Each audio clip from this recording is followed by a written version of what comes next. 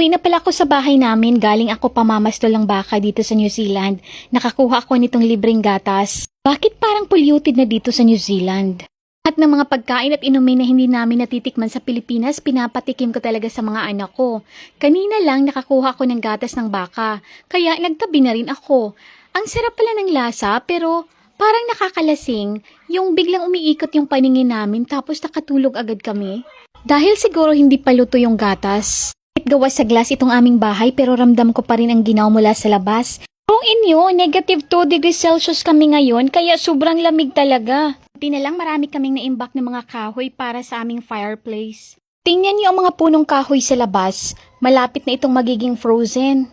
Tulad na lamang nitong puno ng apple, sayang naman ang mga bunga kung hindi namin mapapakinabangan kaya nanguha na rin ako. Hindi ko talaga akalain ang mga bagay na pinapangarap lang namin noon ay unti-unti nang natutupad.